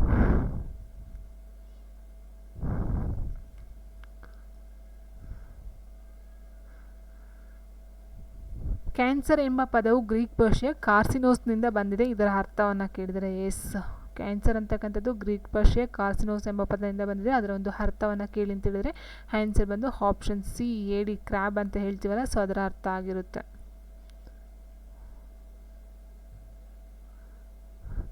ನೆಕ್ಸ್ಟ್ ಮುಂದಿನ ಪ್ರಶ್ನೆ, ನಮ್ಮ ಗ್ರಹ ಓಕೆ ಭೂಮಿಯ ಹೆಸರು ಯಾವ ಭಾಷೆಯಿಂದ ಬಂದಿದೆ ಅಂತ ಕೇಳಿದರೆ, the name of the planet earth originated from which language ಅಂತ ಕೇಳಿದರೆ, Greek, Sanskrit, English, Roman. So actually earth ಅಂತಕ್ಕಂಥದ್ದು ಬರ್ತಕ್ಕಂಥದ್ದು ಯಾವುದು ಅಂತ ಹೇಳಿದರೆ ಆನ್ಸರ್ ಆಪ್ಷನ್ ಇಂಗ್ಲೀಷ್, ಜರ್ಮನ್ ಅಂತ ಹೇಳಿದೆ ನೋಡಿ ಇಲ್ಲಿ, ಇಂಗ್ಲೀಷ್ ಜರ್ಮನ್ ಭಾಷೆಯಿಂದ ಬಂದಿರತಕ್ಕಂಥದ್ದು. ಸೊ ಇಲ್ಲಿ 4ನೇ ದೊಡ್ಡ ಒಂದು ಪ್ಲಾನೆಟ್ ಅಂತ ಹೇಳ್ತಾರೆ, ಏನು ಟೋಟಲಾಗಿ 8 ಪ್ಲಾನೆಟ್ ಇದೆಯೋ ಅದರ 4ನೇ ಪ್ಲಾನೆಟ್ ಇದಾಗಿರುತ್ತೆ. ಆ್ಯಂಡ್ ಗೊತ್ತಿರ್ತಕ್ಕಂಥ ಜೀವ ಇರ್ತಕ್ಕಂಥ ಒಂದು ಏಕೈಕ ಗ್ರಹ ಅಂತ ಹೇಳೋದು ಭೂಮಿನೇ ಆಗಿರುತ್ತೆ. ಸೊ ಇಲ್ಲಿ ಆನ್ಸರ್ ಅರ್ತ್ ಅಂತಕ್ಕಂಥದ್ದು ಇಂಗ್ಲೀಷ್ ಪದ ಆಗಿರುತ್ತೆ. ನೆಕ್ಸ್ಟು ದ್ರವ ಕಾಗದ ಎಂದರೇನು? ಎಸ್ ನೋಡಿ, ಇದು ಈ ದ್ರವ ಕಾಗದ ಮತ್ತು ಘನ ಐಸ್ ಅಂತ ಬರುತ್ತೆ. ಸೊ ಅದೆಲ್ಲ ಒಂಥರ ಸಾಲಿಡ್ ಐಸ್. ಎಸ್, ಸೊ ಇವೆಲ್ಲ ಒಂಥರ ಕ್ವಶನ್ಸ್ಗಳು. ದ್ರವ ಕಾಗದ ಎಂದರೇನು ಅಂತ ಹೇಳಿದ್ರೆ ಇಲ್ಲಿ ಈ ಒಂದು ಏನು ಇದಿರುತ್ತೋ ಇಟ್ ಮೀನ್ಸ್ ಪ್ರಿಂಟ್ ಅಂತ ಹೇಳ್ತೀವಲ್ಲ, ಸೊ ಪ್ರಿಂಟ್ ಮಾಡಿರ್ತಕ್ಕಂಥ ಏನಿರುತ್ತೋ ಅದರಲ್ಲಿ ತಪ್ಪಾಗಿರ್ತಕ್ಕಂಥ ನಾವು ಕರೆಕ್ಟ್ ಮಾಡೋದಕ್ಕೆ ಯೂಸ್ ಮಾಡ್ತಕ್ಕಂಥ ಒಂದು ಬಣ್ಣ ಅಂತ ಹೇಳ್ಬಹುದಾಗಿರುತ್ತೆ. ನೋಡಿ, ತ್ವರಿತ ಒಣಗಿಸುವ ಕಾಗದದ ಬಣ್ಣದ ದ್ರವಮುಕ್ತ ವಸ್ತುವನ್ನು ಸರಿಪಡಿಸಲು ಅನ್ವಯಿಸಲಾಗುತ್ತದೆ. ಅಂದರೆ ಏನು ಪ್ರಿಂಟ್ ಮಾಡಿರ್ತೀವೋ ಅದ್ರಲ್ಲಿ ಆಲ್ರೆಡಿ ಪ್ರಿಂಟ್ ಆಗಿರೋದು ಆಲ್ರೆಡಿ ಒಣಗೋಗಿರುತ್ತೆ. ಹೌದಾ, ತ್ವರಿತವಾಗಿ ಒಣಗಿಸ್ತಾ ಅಂದರೆ ಆಲ್ರೆಡಿ ಒಣಗೋಗಿರುತ್ತೆ ಪ್ರಿಂಟ್ ಬಂದಾಗಲೇ. ಸೊ ಅಂತಹ ಒಂದು ಏನು ತಪ್ಪಾಗಿದ್ರೆ ಅಲ್ಲಿ ನಾವು ಸರಿ ಮಾಡೋದಕ್ಕೋಸ್ಕರ ಈ ಒಂದು ದ್ರವ ಕಾಗದವನ್ನು ಯೂಸ್ ಮಾಡ್ತಕ್ಕಂಥದ್ದಂತ ಆಗಿರುತ್ತೆ. ನೋಡಿ, liquid paper is a quick drying paper coloured fluid use to correct printed material. It is called whitener. Whitener ನಾವು ಏನು ತಪ್ಪು ಮಾಡಿ ವೈಟ್ನರ್ ಹಾಕ್ತೀವೋ, ಸೊ ಆ ರೀತಿ ಅದು ತಪ್ಪಾಗಿದ್ರೆ ಅಲ್ಲಿ ಸರಿ ಮಾಡೋದಕ್ಕೆ ಯೂಸ್ ಮಾಡ್ತಕ್ಕಂಥ ಒಂದು ಮೆಟೀರಿಯಲ್ ಅಂತ ಹೇಳ್ಬಹುದಾಗಿದೆ. It is called whitener. And next, Nesmith Graham invented in 1956. 1956 Nesmith Graham ಅಂತಕ್ಕಂಥವ್ರು ಈ ಒಂದು ದ್ರವ ಕಾಗದವನ್ನು ಅಭಿವೃದ್ಧಿಪಡಿಸ್ತಾರೆ ಅಥವಾ ಕಂಡುಹಿಡಿತಾರೆ ಅಂತಕ್ಕಂಥದ್ದಾಗಿರುತ್ತೆ. It is an volatile organic compound. Now it's banned in ಇಂಡಿಯಾದಲ್ಲಿ ಇದನ್ನು ಬ್ಯಾನ್ ಮಾಡಿದಾರಂತೆ. ಬಿಕಾಸ್ ಇದು ಹೊಲಟೈಲ್ ಆಗಿರೋದ್ರಿಂದ ಇದನ್ನು ಬ್ಯಾನ್ ಮಾಡಿದ್ದಾರೆ. ಇಂಡ್ ನೆಕ್ಸ್ಟ್ ಕ್ವೆಶನ್, ರೈಲುಗಳಿಗೆ ಸಂಬಂಧಿಸಿದಂತೆ RLWL ಎಂಬ ಸಂಕ್ಷೇಪಣದ ಪೂರ್ಣ ರೂಪವನ್ನು ಕೇಳಿದ್ದಾರೆ. So what is the full form of RLWL ಅಂತಕ್ಕಂಥದ್ದು? ಸೊ ಆನ್ಸರ್ ಅಂತ ಹೇಳಿದರೆ ಆಪ್ಷನ್ ಬಿ, ದೂರದ ಸ್ಥಳ ಕಾಯುವ ಪಟ್ಟಿ. It means remote location waiting list ಅಂತಕ್ಕಂಥದ್ದು ಆಗಿರುತ್ತೆ. Remote location waiting list. So ಇವೆಲ್ಲ ಇಂಗ್ಲೀಷಲ್ಲೇ ಸರಿ ಹೇಳೋಕ್ಕೆ, ಕನ್ನಡ ಅಷ್ಟು ಬರಲ್ಲ. ಆ್ಯಂಡ್ ನೆಕ್ಸ್ಟು, ಲಲಿತ ಕಲಾ ಅಕಾಡೆಮಿಯನ್ನು ಯಾವ ಉದ್ದೇಶದಿಂದ ಸ್ಥಾಪಿಸಲಾಯಿತು? With what purpose was the Lalit Kala academy established ಅಂತ ಹೇಳಿದ್ದಾರೆ. ಸೊ ಲಲಿತ ಕಲಾ ಅಕಾಡೆಮಿ ಯಾವುದಕ್ಕೋಸ್ಕರ ಮಾಡಿದ್ರು? ಭಾರತೀಯ ಸಂಗೀತ ಮತ್ತು ನೃತ್ಯವನ್ನು ಉತ್ತೇಜಿಸಲು ಮತ್ತು ಪ್ರೋತ್ಸಾಹಿಸಲು. ಓಕೆ. ಭಾರತೀಯ ಕಲಾಕ್ಷೇತ್ರಗಳಲ್ಲಿ ಅಧ್ಯಯನ ಮತ್ತು ಸಂಶೋಧನೆಯನ್ನು ಉತ್ತೇಜಿಸಲು ಮತ್ತು ಪ್ರೋತ್ಸಾಹಿಸಲು. ಓಕೆ. ಭಾರತೀಯ ನಾಟಕದಲ್ಲಿ, ಸೊ ನಾಟಕ ಬರುತ್ತಾ ನೋಡೋಣ. ಓಕೆ. ಭಾರತೀಯ ಸಾಹಿತ್ಯಕ್ಕೆ ಸಂಬಂಧಪಟ್ಟಂತೆ ಬರೋದಿಲ್ಲ ಇದು. ಇದು ಲಲಿತ ಕಲೆ ಅಂತ ಹೇಳಿದಾಗ ಇದು ಬರ್ತಕ್ಕಂಥದ್ದು ಸಂಗೀತ ಮತ್ತು ನೃತ್ಯಕ್ಕೆ ಸಂಬಂಧಪಟ್ಟಂಥದ್ದು. ಮತ್ತು ಈ ಒಂದು ಕೊಟ್ಟಿದ್ದಾರೆ ನೋಡಿ ಇಲ್ಲಿ, ಭಾರತೀಯ ಕಲಾಕ್ಷೇತ್ರಗಳಲ್ಲಿ ಅಧ್ಯಯನ ಮತ್ತು ಕಲಾ ಅಕಾಡೆಮಿಯಿಂದ ಕಲಾಕ್ಷೇತ್ರಗಳ ಅಧ್ಯಯನ ಮತ್ತು ಸಂಶೋಧನೆಯನ್ನು ಉತ್ತೇಜಿಸಲು ಪ್ರೋತ್ಸಾಹಿಸ್ತಕ್ಕಂಥದ್ದಾಗಿರುತ್ತೆ. ಆ್ಯಂಡ್ ಇಲ್ಲಿ ನೋಡ್ತಾ ಹೋದರೆ ಇದನ್ನು ಭಾರತ ಸರ್ಕಾರ ಆಗಸ್ಟ್ 5, 1954 ಜಾರಿಗೆ ತರ್ತಕ್ಕಂಥದ್ದಾಗಿರುತ್ತೆ. ಆ್ಯಂಡ್ ಶಿಲ್ಪಕಲೆ, ಗ್ರಾಫ್ ಕಲೆ, ಮನೆ ನಿರ್ಮಾಣ ಕಲೆ ಮುಂತಾದ ಲಲಿತ ಕಲೆಗಳ ಕ್ಷೇತ್ರದಲ್ಲಿ ಕೆಲಸ ಮಾಡಲು ಸ್ಥಾಪನೆಯನ್ನು ಮಾಡಿರ್ತಕ್ಕಂಥ ಒಂದು ಸಂಸ್ಥೆ ಅಂತಲೇ ಹೇಳ್ಬಹುದಾಗಿರುತ್ತೆ. ಆಪ್ಷನ್ ಬಿ, ಭಾರತೀಯ ಕಲಾಕ್ಷೇತ್ರಗಳಲ್ಲಿ ಅಧ್ಯಯನ ಮತ್ತು ಸಂಶೋಧನೆ ಉತ್ತೇಜಿಸಲು ಮತ್ತು ಪ್ರೋತ್ಸಾಹಿಸಲು ಮಾಡಿರ್ತಕ್ಕಂಥ ಒಂದು ಸಂಸ್ಥೆ. ನೆಕ್ಸ್ಟು, ಪ್ರಸಾರ ಭಾರತಿ ಒಂದು ಸ್ವಾಯತ್ತ ಸಂಸ್ಥೆಯಾಗಿದ್ದು ಅದು ಡ್ಯಾಶನ್ನು ಒಳಗೊಂಡಿದೆ. ಪ್ರಸಾರ ಭಾರತಿ ಒಂದು ಸ್ವಾಯತ್ತ ಸಂಸ್ಥೆಯಾಗಿದ್ದು ಅದು ಡ್ಯಾಶನ್ನು ಒಳಗೊಂಡಿದೆ. ಸೊ ನೋಡಿ, ಇಲ್ಲಿ ಎರಡೂ ಬರುತ್ತೆ. ಯಾವುದೋ ಆಲ್ ಇಂಡಿಯಾ ರೇಡಿಯೋ ಮತ್ತು ದೂರದರ್ಶನ ಏನಿದೆಯೋ, ಆಲ್ ಇಂಡಿಯಾ ಮತ್ತು ದೂರದರ್ಶನ ಬರುತ್ತೆ. BSNL ಬರೋದಿಲ್ಲ. ಆಲ್ ಇಂಡಿಯಾ ಮತ್ತು ದೂರದರ್ಶನ ಎರಡೂ ಸಹ ಬರುತ್ತೆ ಈ ಒಂದು ಪ್ರಸಾರ ಭಾರತದ ಅಡಿಯಲ್ಲಿ. ಹಾಗಾಗಿ ಆನ್ಸರ್ ಆಪ್ಷನ್ ಬಿ ಆಗಿರುತ್ತೆ. ಆ್ಯಂಡ್ ಇದರ ಒಂದು CEO ಅಂತ ಹೇಳಿದ್ರೆ ಗೌರವ್ ದ್ವಿವೇದಿ ಅವರು, ಈಗ 2025ಕ್ಕೆ. ಆ್ಯಂಡ್ ನೆಕ್ಸ್ಟ್ ಕ್ವೆಶನ್, UNHCRನ ಒಂದು ಪೂರ್ಣ ರೂಪವನ್ನು ಕೇಳಿದ್ದಾರೆ. What is the full form of UNHCR? So ತುಂಬ ಕೇಳಿದರೆ ಫುಲ್ ಫಾರ್ಮ್ಗಳು. ಇದು 2017ರ ಒಂದು ಪ್ರಶ್ನೆ. ಸೊ ನೋಡಿ, ನಿರಾಶ್ರಿತರಿಗೆ ವಿಶ್ವಸಂಸ್ಥೆ ಹೈ ಕಮಿಷನ್ ಅಂದರೆ ಇಟ್ ಮೀನ್ಸ್ ಇದು ಕನ್ನಡ ಒಂದು ಟ್ರಾನ್ಸ್ಲೇಷನ್ ಒಂದು ಇದಾಗುತ್ತೆ. ಬಟ್ ಇದರ ಒಂದು ಇಂಗ್ಲೀಷ್ ಫುಲ್ ಫಾರ್ಮ್ ನೋಡ್ತಾ ಹೋದರೆ ನೋಡಿ, is the United Nations high commissioner for refuse ಅಂತಕ್ಕಂಥದ್ದು ಆಗಿರುತ್ತೆ. ಸೊ ಆನ್ಸರ್ ನಾವು ಇದನ್ನು ನೋಡ್ಕೊಳ್ತಾ ಹೋಗಿ ಕನ್ನಡಕ್ಕಿಂತ ಇಂಗ್ಲೀಷ್ ಬೆಸ್ಟ್. ಆ್ಯಂಡ್ ಇದನ್ನು ಸೆಪ್ಟೆಂಬರ್ 14, 1950 ಸ್ಥಾಪನೆಯನ್ನು ಮಾಡಿರ್ತಕ್ಕಂಥದ್ದಾಗುತ್ತೆ. ಮೇನ್ ಅಂತ ಹೇಳಿದ್ರೆ ನಿರಾಶ್ರಿತರಿಗೆ ಮಾಡಿರ್ತಕ್ಕಂಥ ಒಂದು ತುರ್ತು ಪರಿಹಾರ, ಪುನರ್ವಸತಿ, ನೆರವು, ಭದ್ರತೆ ಮತ್ತು ಶಾಶ್ವತ ರೋಗ ನಿರ್ಣಯವನ್ನು ಒದಗಿಸ್ತಕ್ಕಂಥ ಇದರ ಒಂದು ಉದ್ದೇಶ ಆಗಿರುತ್ತೆ. ಆ್ಯಂಡ್ ನೆಕ್ಸ್ಟ್ ಮತ್ತೊಂದು ಪ್ರಶ್ನೆ ನೋಡಿ, 2016 IUCN ಇದರ ಒಂದು ವಿಸ್ತರಣಾ ರೂಪವನ್ನು ಕೇಳಿದ್ದಾರೆ. ಸೊ ಆಲ್ರೆಡಿ ಹೇಳಿದಾಗೆ ಕನ್ನಡಕ್ಕಿಂತ ಇದು ಇಂಗ್ಲೀಷ್ ಬೆಸ್ಟ್ ಅಂತಕ್ಕಂಥದ್ದು. International union nature for conservation of nature. ನೋಡೋಣ ಯಾವುದಂತ ಆನ್ಸರು. ಸೊ ಆನ್ಸರ್ ಬಂದು option international union nature for conservation of nature. Option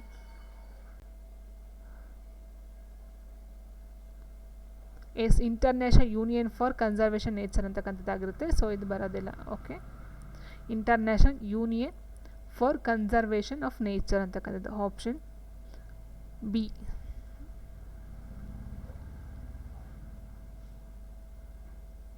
next ಮತ್ತೊಂದು ಪ್ರಶ್ನೆ, CDMನ ಪೂರ್ಣ ರೂಪವನ್ನು ಕೇಳಿದರೆ ಮತ್ತೊಂದು CDM clean development machine. Option A clean development machine ಅಂತಕ್ಕಂಥ CDM ಮೆಕ್ಯಾನಿಸಮ್. ಆ್ಯಂಡ್ ನೆಕ್ಸ್ಟ್ ಬಂದು ಈಜಿಪ್ಟ್ನ ಚಿಹ್ನೆಗಳನ್ನು ಹೊಂದಿರುವ ಪ್ರಾಚೀನ ಶೈಲಿಯ ವಸ್ತುಗಳನ್ನು ಏನೆಂದು ಕರೆಯುತ್ತಾರೆ? What is the ancient style of articles containing Egyptian symbols called pictograph? Option A pictograph ಚಿತ್ರಲಿಪಿ.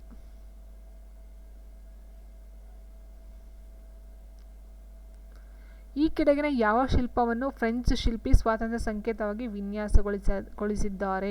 So ಏಕತೆ, ಸ್ವಾತಂತ್ರ್ಯತೆ, ಕಾನೂನು ಮತ್ತು ಹೇಸು ಅಂತ ಕೊಟ್ಟಿದ್ದಾರೆ. So answer option B. ನೋಡಿರಿ, ಸ್ವಾತಂತ್ರ್ಯ ಪ್ರತಿಮೆಯು ಅಮೆರಿಕದ ನ್ಯೂಯಾರ್ಕ್ನಲ್ಲಿರುವ ನ್ಯೂಯಾರ್ಕ್ ಬಂದರಿನ ಬಳಿಯ ಸಣ್ಣ ದ್ವೀಪದಲ್ಲಿರುವ ಒಂದು ದೊಡ್ಡ ಪ್ರತಿಮೆಯಾಗಿದೆಯಂತೆ. ಇದನ್ನು ಅವಲಂಬನೆಯ ಸಂಕೇತವಾಗಿ ಮತ್ತು ಫ್ರೆಂಚ್ ಶಿಲ್ಪಿ ಫ್ರೆಡ್ರಿಕ್ ಆಗಸ್ಟೆ ಬಾರ್ತೋಲಿ ಅವರು ಈ ಒಂದು ಸ್ವಾತಂತ್ರ್ಯ ಸಂಕೇತವನ್ನು ವಿನ್ಯಾಸವನ್ನು ಮಾಡಿರ್ತಕ್ಕಂಥದ್ದು. ಕೇಳಬಹುದು, ಇದು ಸ್ವಾತಂತ್ರ್ಯ ವಿನ್ಯಾಸ ಅಥವಾ ಸ್ವಾತಂತ್ರ್ಯ ಸಂಕೇತವಾಗಿ ಮಾಡಿರ್ತಕ್ಕಂಥ ಫ್ರೆಂಚ್ ಎಲ್ಲಿ ಮಾಡಿದ್ದಾರೆ ಅಂತ ಕೇಳ್ಬೋದು. ಅಮೆರಿಕದ ನ್ಯೂಯಾರ್ಕ್ನಲ್ಲಿ ಮಾಡಿರ್ತಕ್ಕಂಥವ್ರು ಫ್ರೆಡ್ರಿಕ್ ಆಗಸ್ಟ್ ಬಾರ್ತೋಲ್ಡಿ ಅಂತಕ್ಕಂಥವ್ರು. ನೆಕ್ಸ್ಟ್ ಲಿಬರ್ಟಿ ಪ್ರತಿಮೆ ಎಲ್ಲಿದೆ? ಲಿಬರ್ಟಿ ಆಫ್ ಸ್ಟ್ಯಾಚ್ಯೂ ಏನು ಹೇಳ್ತೀವೋ ಇದು ಎಲ್ಲಿ ಕಂಡು ಬರುತ್ತೆ? Paris, Washington and Geneva, New York ಅಂತ ಕೊಟ್ಟಿದ್ದಾರೆ. So answer option D, New York. Next, Potala ಮಹಲ್ನ ಮಹತ್ವವೇನು? What is the significance of Potala Mahal? Potala Mahal ಎಲ್ಲಿ ಕಂಡು ಬರುತ್ತೆ ಆ್ಯಂಡ್ ಅದರ ಒಂದು ಸಿಗ್ನಿಫಿಕೆನ್ಸ್ ನೋಡ್ತಾ ಹೋದರೆ, ಸೊ ಇದು ಬಂದು ಪೋತಾಲ್ ಮಹಲ್ ಟಿಬೇಟ್ನ ರಾಜಧಾನಿಯಾದ ಲಾಸಾದ ಮಧ್ಯಭಾಗದಲ್ಲಿರ್ತಕ್ಕಂಥ ಒಂದು ಕೆಂಪು ಬೆಟ್ಟವಾಗಿರುತ್ತೆ. ಸೊ ಅರ್ಥ ಮಾಡ್ಕೊಳ್ಳಿ, ಟಿಬೇಟ್ಗೆ ಸಂಬಂಧಪಟ್ಟಂಥದ್ದು. ಸೊ ಆ ಒಂದು ಆಪ್ಷನ್ ಎಲ್ಲೂ ಇಲ್ಲ. ಆ್ಯಂಡ್ ನೆಕ್ಸ್ಟ್, ಇದನ್ನು ದಲೈ ಲಾಮಾ ಅವರ ಚಳಿಗಾಲದ ಅರಮನೆ ಎಂದು ಕರೆಯಲಾಗುತ್ತದೆ. ದಲೈ ಲಾಮಾರವರ ಚಳಿಗಾಲದ ಅರಮನೆ ಎಂದು ಕರೆಯಲಾಗುತ್ತದೆ. 1994ರಲ್ಲಿ ಇದನ್ನು ಯುನೆಸ್ಕೋ ಅಂತ ಏನು ಹೇಳ್ತೀವಿ, ಯುನೆಸ್ಕೋ ವಿಶ್ವ ಪಾರಂಪರಿಕ ಪಟ್ಟಿಯಲ್ಲಿ ಸೇರಿಸ್ತಕ್ಕಂಥದ್ದು ಆಗಿರುತ್ತೆ. ಆ್ಯಂಡ್ ನೆಕ್ಸ್ಟ್ ಬಂದು ಬಿಲ್ಕಿಸ್ ಎದಿ ಒಬ್ಬ, ಸೊ ಇಟ್ ಮೀನ್ಸ್ ಅದೊಂದು ಹೆಸರು ಬಿಲ್ಕಿಸ್ ಎದಿ ಅಂತಕ್ಕಂಥವ್ರು. ಇವರು ಯಾವುದಕ್ಕೆ ಸಂಬಂಧಪಟ್ಟವರು? ಸೊ ಇವರು ಪಾಕಿಸ್ತಾನದ ಈದಿ ಸಂಸ್ಥೆಯ ಸ್ಥಾಪಕಿಯಾಗಿರ್ತಾರೆ, ಫೌಂಡೇಶನ್.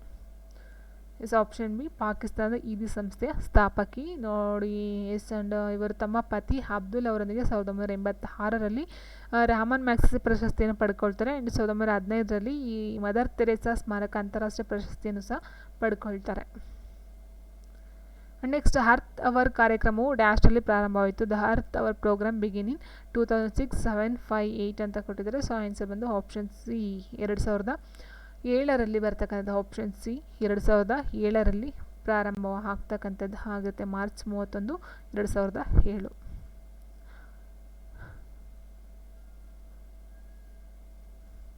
ನೆಕ್ಸ್ಟು, ಮಚು ಪಿಚುವಿನ ಇಂಕಾ ಅವಶೇಷಗಳು ಯಾವ ದೇಶದಲ್ಲಿವೆ ಅಂತ ಕೇಳಿದರೆ, ಸೊ ನೋಡಿ ಕ್ವಶನ್ಸ್ಗಳೆಪ್ಪ ಹಿಂಗೆಲ್ಲ ಇರ್ತವೆ ಅಂತ RRBಗೆ. ಸೊ ಆದಷ್ಟು ನೀವು ಸೆಂಟ್ರಲ್ ಅನ್ನೋದಕ್ಕಿಂತ ಹೆಚ್ಚಾಗಿ ಇಂಟರ್ನ್ಯಾಷನಲ್ ಪ್ರಶ್ನೆಗಳೇ ಜಾಸ್ತಿ ಬರ್ತಾ ಹೋಗ್ತಾ ಔಟ್ ಆಫ್ ಕಂಟ್ರಿಗೆ ಸಂಬಂಧಪಟ್ಟಂಥ ಕ್ವಶನ್ಸ್ಗಳು ತುಂಬ ಇರುತ್ತೆ. ಮಚು ಪಿಚುವಿನ ಇಂಕಾ ಅವಶೇಷಗಳು ಯಾವ ದೇಶದಲ್ಲಿವೆ? ಗ್ವಾಟೆಮಾಲಾ ಅಂತೆ, ಪೆರು ಅಂತೆ, ಮೆಕ್ಸಿಕೋ ಅಂತೆ, ಗ್ರೀಸ್ ಅಂತೆ. ಸೊ 2021ರ ರೀಸೆಂಟ್ ಕ್ವಶನ್ ಅಂತಲೇ ಹೇಳ್ಬೋದು. ಸೊ ಆನ್ಸರ್ ಬಂದು ಆಪ್ಷನ್ ಡಿ, ಗ್ರೀಸ್.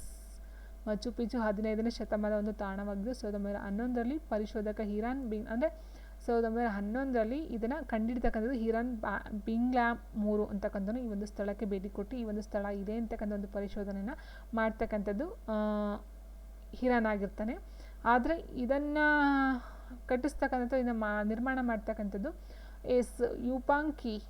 ಈ ನೋಡಿ, ಪಚಾಕುಟಿ ಇಂಕಾ ಯುಪಾಂಕಿ ನಿರ್ಮಿಸಿದ್ದಾರೆ 9ನೇ ಶತಮಾನ ಅಥವಾ 9ನೇ ಆಡಳಿತಗಾರ ಅಂತ ಕೊಟ್ಟಿದ್ದಾರೆ. ಸೊ ಇದು ಗ್ರೀಸ್ಗೆ ಸಂಬಂಧಪಟ್ಟಂಥ ಒಂದು ಪ್ರಶ್ನೆ ಆಗಿರುತ್ತೆ. ಇಷ್ಟಂತೂ ನೋಡ್ಕೊಳ್ಳಿ, ಇದು ಗ್ರೀಸಲ್ಲಿ ಬರ್ತಕ್ಕಂಥದ್ದು. ಸೊ 1911ರಲ್ಲಿ ಪರಿಶೋಧನೆ ಮಾಡಿದವರು ಯಾರು ಅಂತ ನೋಡ್ಕೊಳ್ಳಿ. ಆ್ಯಂಡ್ ಇದರ ಒಂದು ನಿರ್ಮಾಪಕರು ಯಾರು ಅಂತ ನೋಡ್ಕೊಳ್ಳಿ. ಆ್ಯಂಡ್ ನೆಕ್ಸ್ಟ್, ಜಪಾನ್ ರಾಷ್ಟ್ರೀಯ ವೇಷಭೂಷಣ ಎಸ್ರಪ್ಪ. ಈ ಕ್ವಶನ್ ನೋಡ್ತಾ ಹೋದರೆ ಜಪಾನ್ನ ಒಂದು ರಾಷ್ಟ್ರೀಯ ವೇಷಭೂಷಣವನ್ನು ಕೇಳಿದರೆ which is the national costumes of Japan? Sheet, kilt, psoriasis, kimono. Answer ಅಂತ ಹೇಳಿದ್ರೆ ಆಪ್ಷನ್ ಡಿ, ಕಿಮೋನೋ. ನೋಡಿ, ಜಪಾನ್ನ ಒಂದು ವೇಷಭೂಷಣ ಅಂತ. The national costume of Japan is kimono. It is considered as national costume since the mid-19th century. 19ನೇ ಶತಮಾನದ ಮಧ್ಯಭಾಗದಿಂದ ಅದನ್ನು ರಾಷ್ಟ್ರೀಯ ವೇಷಭೂಷಣ ಅಂತ ಮಾಡಿದ್ದಾರೆ. ಯಾವುದನ್ನ? ಕಿಮೋನೋನ. ನೆಕ್ಸ್ಟ್ ಕ್ವೆಶನು, ONGC ಈ ಕೆಳಗಿನ ಯಾವ ವಲಯಗಳಿಗೆ ಸೇರುತ್ತದೆ? ONGC ಅಂದರೆ ಏನು? ಅದು ಎನರ್ಜಿ, ಇಟ್ ಮೀನ್ಸ್ ಶಕ್ತಿ, ಎನರ್ಜಿಗೆ ಸಂಬಂಧಪಟ್ಟಂಥದ್ದು. ಯಾವುದಕ್ಕೆ ಏನು ಅಂತ ಹೇಳಿದ್ರೆ ನೋಡಿ ಇಲ್ಲಿದೆ ಮಹಾರತ್ನ, SONGC ಮಹಾರತ್ನ ಸ್ಥಾನಮಾನ ಹೊಂದಿರುವ ಕಂಪನಿ. ಇದು ಭಾರತದ ದೊಡ್ಡ ಕಚ್ಚಾ ತೈಲ ಮತ್ತು ನೈಸರ್ಗಿಕ ಅನಿಲ ಕಂಪನಿಯಾಗಿದ್ದು ಭಾರತೀಯ ದೇಶೀಯ ಉತ್ಪಾದನೆಗೆ ಸುಮಾರು 71% ಕೊಡುಗೆನ. ಇಟ್ ಮೀನ್ಸ್ ಟೋಟಲಾಗಿ ಹೇಳ್ಬೇಕಂದ್ರೆ ಇವೆಂದು ಎನರ್ಜಿ, ಆರೋಗ್ಯಕ್ಕೆ ಸಂಬಂಧಪಟ್ಟಂಥದ್ದಲ್ಲ, ಕೃಷಿಗೆ ಸಂಬಂಧಪಟ್ಟಂಥದ್ದಲ್ಲ, ಶಿಕ್ಷಣಕ್ಕೆ ಸಂಬಂಧಪಟ್ಟಂಥದ್ದಲ್ಲ. ಸೊ ಎನರ್ಜಿ, ಶಕ್ತಿಗೆ ಸಂಬಂಧಪಟ್ಟಂತೆ ಪೆಟ್ರೋಲು, ಡೀಸೆಲು, ಸೀಮೆಎಣ್ಣೆ, ಅಡುಗೆ ಅನಿಲ, ನೆಫ್ತಾ ಅಂತ ಕೊಟ್ಟಿದ್ದಾರೆ. ಮತ್ತು ಪೆಟ್ರೋಲಿನ ಉತ್ಪನ್ನಗಳಿಗೆ ಸಂಬಂಧಪಟ್ಟಂತೆ ಕಚ್ಚಾ ವಸ್ತುಗಳನ್ನು ತಯಾರು ಮಾಡ್ತಕ್ಕಂಥದ್ದು ಆಗಿರುತ್ತೆ. ತೈಲವನ್ನು ಟೋಟಲಾಗಿ ಹೇಳ್ಬೇಕು ಅಂದರೆ ತೈಲವನ್ನು ಸಿದ್ಧಪಡಿಸ್ತಕ್ಕಂಥ ಒಂದು ಸಂಸ್ಥೆ ಲಿಮಿಟೆಡ್. ನೆಕ್ಸ್ಟ್ ಕ್ವೆಶನ್, ಪಾರ್ಕ್ಸ್ ವೀಕ್ಷಣಾಲಯ ಎಲ್ಲಿದೆ? Yes, where is the Parkes observatory located? USA, US, Russia, Australia. ಕೇಳಿರ್ತಕ್ಕಂಥವೆಲ್ಲ ಇಂಡಿಯಾಗಂತೂ ಸಂಬಂಧಪಟ್ಟಂತೆ ಯಾವುದೂ ಇಲ್ಲ. ಇಂಡಿಯಾಗೆ ಸಂಬಂಧಪಟ್ಟಂತೆ ಒಂದೇ ಕ್ವೆಶನ್ ಯಾವುದದು? ಭಾರತದ ಮೊದಲ ಪ್ರಾಥಮಿಕ ತೇಲುವ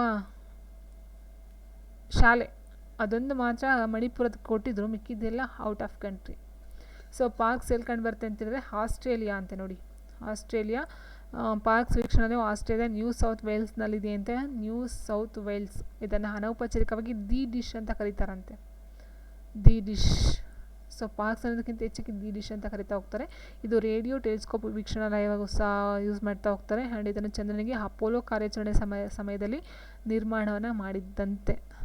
ಇದನ್ನು ನಾಸಾಗೆ ಸಂವಹನ ಮತ್ತು ಟೆಲಿಮೆಟ್ರಿ ಸಂಕೇತಗಳನ್ನು ಪ್ರಸಾರ ಮಾಡಲು ಸಹ ಬಳಸ್ಕೊಳ್ತಾರಂತೆ. ಸೊ ಇದು ಪಾರ್ಕ್ಸ್ ಅಂತಕ್ಕಂಥದ್ದು ಒಂದು ವೀಕ್ಷಣೆ ನಿಂತ್ಕೊಂಡಲ್ಲಿ ನೋಡ್ತಕ್ಕಂಥದ್ದು, ತುಂಬ ಎತ್ತರ ಪ್ರದೇಶ ಇರಬೇಕನ್ಸುತ್ತೆ may be. And next question, dash ವಿದ್ಯುತ್ ಚಾಲಿತ ಮತ್ತು DRDOನಿಂದ ರಿಮೋಟ್ನಿಂದ ನಿರ್ವಹಿಸಲ್ಪಡುವ ವಾಹನವಾಗಿದೆ ಯಾವುದು? ಮಿತ್ರಾನ, ರಾಡಾನ, ಹಜಿತ್ನ ಆ್ಯಂಡ್ ದೀಕ್ಷಾನ ಅಂತ ಕೇಳಿದ್ದಾರೆ. ದಕ್ಷ. ಓಕೆ, ದೀಕ್ಷಾ ಅಲ್ಲ, ದಕ್ಷ, DA ದಕ್ಷ. ಯಾವುದು ಅಂತ ಹೇಳಿದರೆ ಸೊ ಆನ್ಸರ್ ಬಂದು ಆಪ್ಷನ್ ಡಿ ದಕ್ಷ ಅಂತಕ್ಕಂಥದ್ದು ಇವತ್ತು ವಿದ್ಯುತ್ ಚಾಲಿತ ಮತ್ತು DRDOನಿಂದ ರಿಮೋಟ್ನಿಂದ ನಿರ್ವಹಿಸಲ್ಪಡುವ ಒಂದು ವಾಹನ ಅಂತೆ ದಕ್ಷ ಅಂತಕ್ಕಂಥದ್ದು. ಸೊ ಇಷ್ಟು ಆಗಿರುತ್ತೆ ಇವತ್ತಿನ ವಿಡಿಯೋ. 50 ಕ್ವೆಶನ್ನು.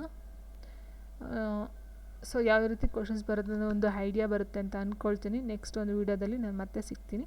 ಸೊ ಇವತ್ತಿನ ವಿಡಿಯೋ ಇಷ್ಟ ಆಯಿತು ಅನ್ನೋ ಒಂದು ಲೈಕ್ ಮಾಡಿ ಅಂತ ಹೇಳ್ತೀನಿ. Thank you for watching.